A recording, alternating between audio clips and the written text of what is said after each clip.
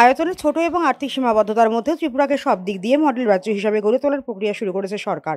বুধবার খয়েরপুরের আরকে নগরে সিজা হাসপাতালের ভিত্তিপ্রস্তর স্থাপন করে বললেন মুখ্যমন্ত্রী অধ্যাপক ডাক্তার মানিক সাহা। 900 কোটি টাকার এই প্রকল্পের শিলান্যাস অনুষ্ঠানে উপস্থিত ছিলেন বিধায়ক রতন চক্রবর্তী, স্বাস্থ্য সচিব কিরণ গীতে, মণিপুরের সিজা হাসপাতালের এমডি সহ অন্যান্যরা। বেশ কিছুদিন আগে জিবি হাসপাতালে, মণিপুরের সিজা হাসপাতালে একদল বিশেষজ্ঞ চিকিৎসক রাজ্যের বিশেষজ্ঞ চিকিৎসকদের নিয়ে সাফল্যের সাথে কিডনি প্রতিস্থাপন প্রক্রিয়া সম্পন্ন করেন। পরপর দুটি কিডনি প্রতিস্থাপন হয় জিবি হাসপাতালে, যা রাজ্যের স্বাস্থ্য পরিষেবার ক্ষেত্রে এক উজ্জ্বলতম দৃষ্টান্ত হয়ে থাকবে। এই সিজা হাসপাতাল কর্তৃপক্ষই 900 কোটি টাকার একটি স্বাস্থ্য পরিষেবা সংক্রান্ত প্রকল্প রাজ্যে শুরু করতে চায়। রাজ্য সরকার তাদেরকে স্বাগত জানিয়ে আরকে নগরে জায়গা দান করে। সেই জায়গায় বুধবার রাস পূর্ণিমার পুণ্যদিনে সিজা হাসপাতালের ভিত্তিপ্রস্তর স্থাপিত হয়। এর ভিত্তিপ্রস্তর স্থাপন করেন মুখ্যমন্ত্রী অধ্যাপক ডাক্তার মানিক সাহা।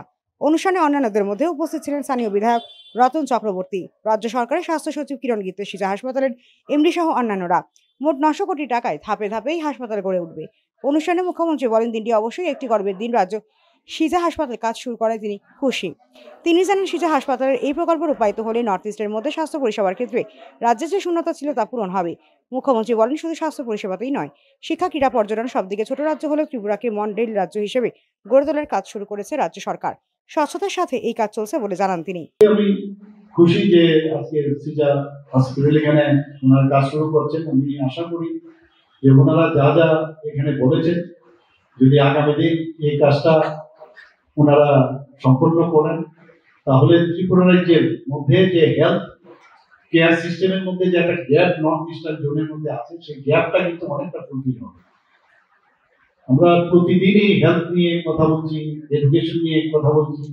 আমাদের যে ত্রিপুরার এতগুলো যে টুরিস্ট স্পট, আপনারা জানেন, এর মধ্যে 6টা জায়গার মধ্যে আমাদের কিছুদিনের মধ্যেই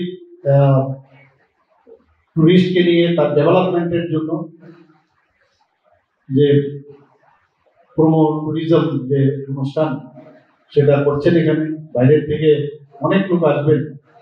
তো আমরা সব দিকে সব কটা ডিপার্টমেন্ট, এগ্রিকালচারই হোক, যে খেলাধুলার জগতে এতগুলো আমরা খেলাধুলার ফিল্ড, সিনথেটিক টার্ফ, ফুটবল, জাতি জনজাতি এলাকা সব জায়গায় আমরা করছি।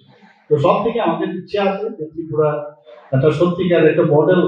যদিও ছোট রাজ্য, আমাদের আর্থিক যে ক্ষমতা অত্যন্ত কনস্ট্রেইন, তার মধ্যেও কিন্তু ট্রান্সপারেন্সির মাধ্যমে আমরা চেষ্টা করি।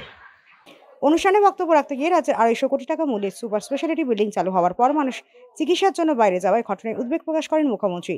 তিনি বলেন, সুপার স্পেশালিটির উপর আর কি রয়েছে তা তার জানা নেই।